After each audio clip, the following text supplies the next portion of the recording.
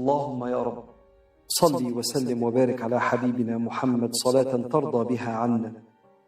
اللهم يا رب ما أحكمك وما أكرمك وما أعدلك وما أرحمك. اللهم اجعلنا ممن توكل عليك فلم يخيب، وجعلك مقصده فلم يضيع، واعتصم بك فهدي إلى صراط مستقيم. اللهم من أراد بنا خيرا فوفقه لكل خير وأعنا على إكرامه، ومن أراد بنا شرا فاشغله بنفسه واصرفه عنا، وعوضنا عنه يا رب من يجبر بخاطره. فاللهم يا رب أعطنا القوة التي بها تتبدل الأحوال، وأعطنا اليقين الذي به تتحقق الآمال، وأعطنا الإخلاص الذي به تقبل الأعمال.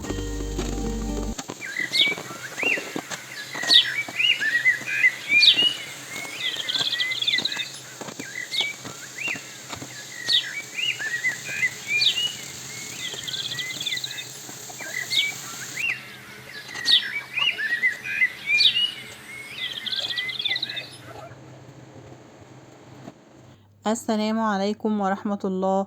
ازيكم عاملين ايه؟ يا رب دايما تكونوا بخير. يا صباح الحيوية والطاقة الإيجابية، ربنا يجعل يومكم مليان بالخير والتفاؤل وحسن الظن بالله ان اللي جاي يا رب يا رب يكون احسن.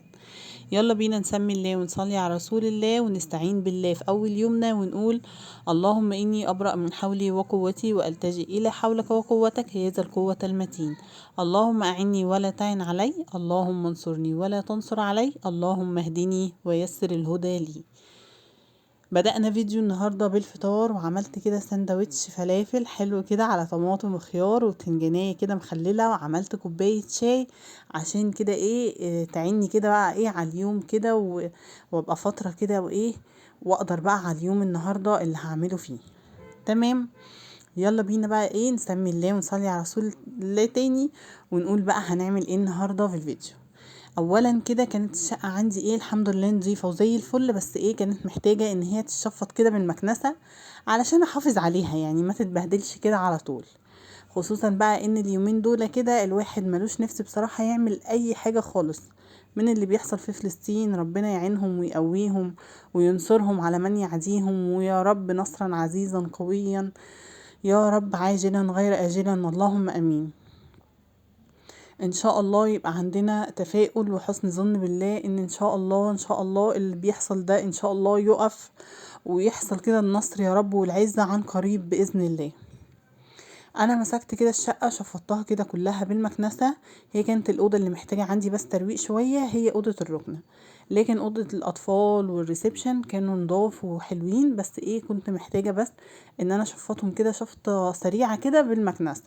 كنت حاطه هنا السجاده دي، السجاده بتاعت اوضه الركنه كانت لسه جايالي من مغسله، اتغسلت وحطاها كده بس لغايه لما شويه بس كده افوق كده وانضف بقى الاوضه كويس وافرش بقى فرش الشتاء والحاجات دي. انا لسه ما عملتوش خالص لان انا شايفه ان لسه الجو حر، فمش مستدعي ان انا افرش برضو الدنيا قوي يعني. فان شاء الله قرب كده اما الدنيا تسقع شويه هقوم جايه على طول بقى فرشه فرش الشتاء الكامل ان شاء الله. دخلت بقى على اوضه الركنه هنا، نفضتها كده برضو تنفيضه حلوه، وشلت الركنه ونفضت تحتها، وكمان بقى هحط الفرشه اللي انا عاملاها لها دي، لان الفرشه دي بصراحه بتحمي كتير جدا الركنه. وانت كده عندك ركنه او عندك انتريه او عندك كنب اي حاجه عندك، حافظي عليها ان انت لو ملاية قديمة عندك حطيها عليها، لو اي حاجة. دي مش فرشة انا شارياها ولا حاجة، ده كان كيس لحاف وانا قطعته كده على قدها وخليته فرشة ليها. بصراحة حلو لما بحطه، بحب شكله قوي، بينور كده الأوضة وبيبقى شكله حلو. والاهم من ده كله ان هو بيحافظ لي على القماشة الاصلية بتاعة الركنة، لان انا يعني عندي اطفال، والاطفال طبعا بيبهدلوا بسرعة، وهي قماشتها تقيلة، وان هي بتتشال من السفنج وبتتحط بتبقى صعبة شوية ان انا افضل اشيلها واحطها فترات طويلة. فبحط القماشة دي وكل اخر اسبوع بشيلها اغسلها وارجع احطها تاني. ممكن في الصيف بسيبها كده من غير القماشة دي، لكن في الشتاء لازم احطها، او لما يبتدي كده الجو يرطب شوية، لان قماش الركنة ما بينشفش بسهولة، خصوصا لما الجو بيرطب شوية، لكن في الصيف ما بيكملش حاجة وبينشف. خلاص بقى فرشت الفرشة دي كده. كان عندي شوية غسيل، قلت برضو كده ايه اشجعكم معايا واطبقهم كده معاكم. انا عارفة ان في ناس كتير ما بتحبش تطبيق الغسيل ولا لم الغسيل ولا تنشيره ولا كده، فقلت يمكن ايه اشجعكم معايا. يلا بينا نصلي على النبي تاني. اللهم صل وسلم وبارك على سيدنا محمد. انا بحب قوي اطبق الغسيل، التطبيقه دي بتريحني وبتبقى شكلها حلو قوي في الدولاب، اللي هي ايه مش التطبيقه العاديه دي اللي هي التطبيقه. لا انا بحب اللي هي التطبيقه دي اللي هي زي ايه واحنا بنشتريهم جاهزين كده من بره، بتبقى شكلها حلو قوي في الدولاب وبيبقى منسق كده وشكله حلو. هنا بقى دي كانت غسله كده لاولادي، وكنت كمان هنا كانوا غسلتين على بعض. بصراحة ماليش نفس خالص اليومين دول اعمل اي حاجة خالص، لكن الواحد لازم يتشجع كده ويعمل. دول كانوا غسلتين، سبت كانت غسلة ملايات لوحدها والهدوم لوحدها، بس قلت بقى كفاية عليهم كده، الملاية كمان هتتكسر وهتتبهدل. قلت اخدها كده معايا كمان ايه اطبقها وارجع كل حاجة مكانها عشان الجو يهدى كده عندي شوية. انتوا عارفين ان اكتر حاجة بتكركب الشقة هي الغسيل، فكنت باخده يعني ان انتي تطبقي الغسيل او عندك غسيل متكركب ولمتيه. لو عندك غسيل مكركب في اي حته لمي اللي مش نظيف حطيه في الغساله، والنظيف طبقيه وحطيه في الدولاب، هتلاقي الجو عندك هدا كده وبقى ايه يفتح كده النفس ان انتي تقعدي فيه. لكن لما يكون عندك غسيل كتير في كل حته بيبقى اكتر حاجه بتكركب الدنيا هو الغسيل ده. فكده طبقته كده على السريع، ما خدش مني وقت كبير، وقمت بقى جايه ايه هحطه بقى في الطبق ده لغايه ايه ما اجي اوزعه في الدولاب. انا هنا الملايات بشيلها من على الحبل، بحب اشيلها ان انا اطبقها ادخلها على طول، لكن بصراحه ما كنتش قادره اقف، فقمت جايه لماها كده اي حاجه ومطبقاها اي تطبيقه، بحيث برضو ان التطبيقه اللي هي ديت ايه ما تخليهاش تتكسر قوي، لان انتي لو كعبلتيها كده فوق بعضها وحطيتيها هتتكسر، وهتيجي تفرشيها على السرير هتلاقيها متكسره ومش حلوه. لكن حتى لو انتي مش قادره تطبقيها دلوقتي طبقيها كده بس تطبيقه، بحيث ان هي ايه ما تتكسرش منك لغايه بقى ما تطبقيها التطبيقه اللي بتريحك شكلها في الدولاب. انا بحب اطبقها تطبيقه صغيره كده عشان ما تاخدش مساحه جامده في الدولاب. ابتديت بقى ان انا اشفط بقى بقيت كده الشقه بتاعتي، علشان ايه اي اتربه او اي حاجه تتشال بقى كده بكل سهوله. وكنت اول ما صحيت من النوم روقت على طول السراير، يعني ايه ما سبتلهاش فرصه كده ان انا تفضل مش متروقه يعني طول اليوم. وشفطت بقى من المكنسه وخلاص كده، وهخش على الغدا بتاعي النهارده. شوف بقى هنطلع كيس سمك من اللي احنا كنا مفرزينه في الفيديوهات اللي فاتت، كنت مفرزه معاكم سمك. ده بقى كيس كده قلت اطلعه واقليه، هنعمله ان شاء الله بطريقه حلوه وهيطلع مقرمش كده وجميل جدا. السمك بتاعي هنا كان صغير ما كانش كبير، بس حبيت برضو ان انا اديله فتحة من هنا وفتحة من هنا، بتديله قرمشة حلوة وبتخش فيه التتبيلة وبتخلي طعمه حلو جدا. واهم حاجة في السمك انك تعصري عليه ليمون، الليمون هيخلي ريحته حلوة لما تيجي تقليه، مش هتحسي بريحة السمك اللي هي الزفارة دي، بالعكس هتحسي ان ريحة السمك حلوة، ولو مش جعانة هيفتح كمان نفسك على الاكل. وبحب احط عليه ملح وكمون وشطة، شوية شطة كده صغيرين بتطعمه وبتخلي الجلد من بره كده طعمه حلو. وطبعا بقى اللي هي الايه التحديقه بتاعتنا العاديه اللي هو توم وفلفل اخضر وملح وكمون، وتعصري عليها نص ليمونه وتدقيهم بقى كده في الهون. وقمت جايه بس اخده منهم معلقه كده، هنشوف دلوقتي هعمل بيها ايه. بس الاول ايه هتبل بقى كده بطن السمكه وايه هتبلها كويس. يعني انا اوقات كتير على فكره كنت بنسى موضوع التتبيله دي وكنت بقليه كده من غير تتبيله، بس هو طبعا بالتتبيله طعمه اطعم واحلى. غطيته بقى علشان ما ينشفش الوقت التحمير بتاعه. وتعالي بقى نشوف هنعمل ايه بمعلقه التوم اللي احنا اخدناها. هجيب كده معلقه زيت وهحط فيها معلقه التوم دي وهقلبها كده لغايه ما تتحمر بس او اشم ريحتها كده، وهقوم جايه مصفيه كده شفشق طماطم وحطها عليها، وحاطه بقى ايه ملح وكمون ومقلباها كده مع بعض، وهسيبها تستبك شويه. وكان هنا انا كنت عامله هنا الرز كتير معاكم فما حبيتش اطول عليكم الفيديو، فهعمله انا بقى الرز الصياديه الجميل. ان انتي الاول بتحمري بصلايه، بس هقولك تكه حلوه قوي، ان انتي قبل ما تدخلي يعني حطيتي الزيت قدح، قبل ما تحطي البصلايه حطي ربع معلقه سكر هتدي تست وطعم حلو جدا للرز. وبعدين تحطي البصلايه تحمريها وتسيبيها بقى تغلي كده مع بعضها، وتحطي كمان مع فص توم كده معاها بيديها طعم حلو قوي، وتسيبيها تغلي عشان تديكي اللون البني الحلو ده. وبعدين تسقطي فيها الرز وتسويه عادي جدا.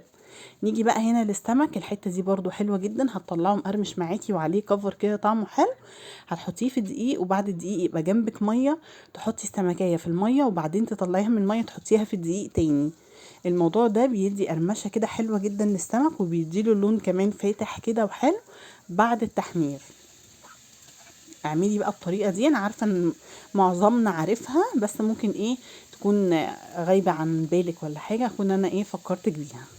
هدي بقى تقليبه كده للرز بتاعنا، وخلاص بقى هنا ايه هوطي عليه النار خالص لغايه لما يستوي.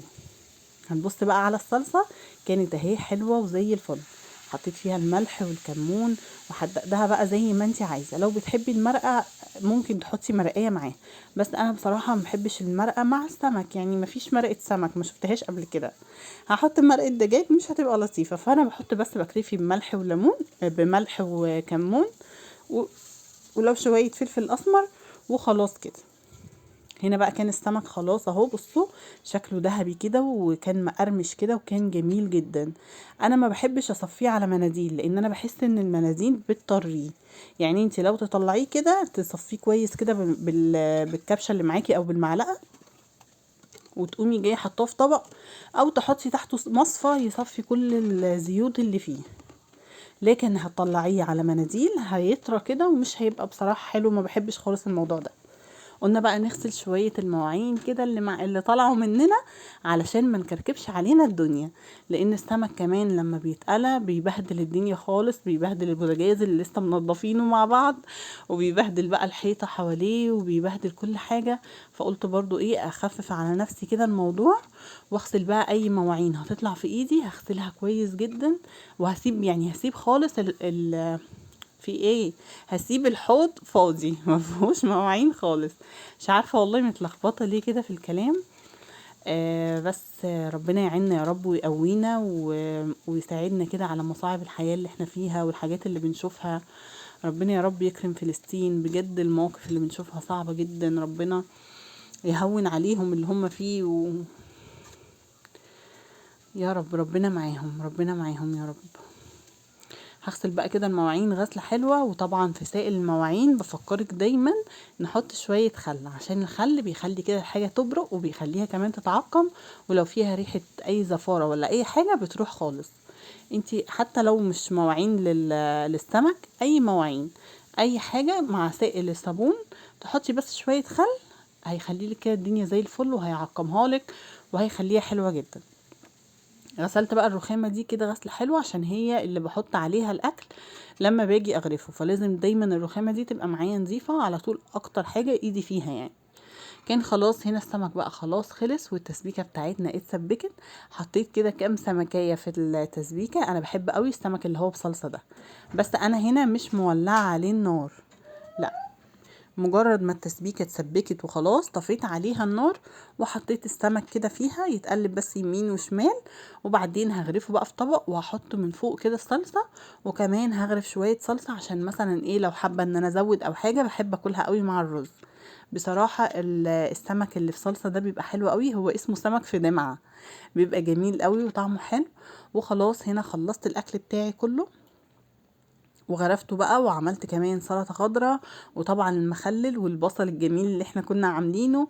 وكانت الاكلة دي بتاعتنا النهاردة كانت حلوة جدا. اكلة كده انا عملت نوع واحد سمك، ما عملتش انواع كتير ولا حاجة، هو نوع حلو قوي يقضي الغرض وبيشبع وزي الفل ومية مية. اللهم لك الحمد ولك الشكر، لأن ينبغي جلال وجهك وعظيم سلطانك. اللهم اطعم كل جائع على وجه الأرض، اللهم أمين يا رب العالمين. ما تنسينيش بلايك حلو زيك، وتشتركي معايا في القناة لو لسه مش مشتركة، وكمان تكتبي لي تعليق حلو منك. وبعد السمك بقى انا كنت خلاص هختم الفيديو معاكم، بس قلت برضو اقول لكم على الحكايه دي. بعد السمك شغلت كده عود بخور علشان بقى ايه ريحه الزفاره والحاجات دي تروح. وبخرت كده الشقه بقى كلها، مشيت في الشقه كلها كده بخرتها، خليتها بقى ريحه حلوه كده، تدي ريحه حلوه. هو بتاعه المبخره دي للعيدان الطويله، بس انا ايه كان عندي وكل حاجه، بس انا حبيت ان انا احط اللي هو الفحم وعليه بخور، ده بيدي بصراحة ريحة حلوة جدا للبيت. وبس كده، ده كان الفيديو بتاعي النهاردة. اشوفكم في فيديوهات تانية كتير، اسيبكم في رعاية الرحمن، مع السلامة.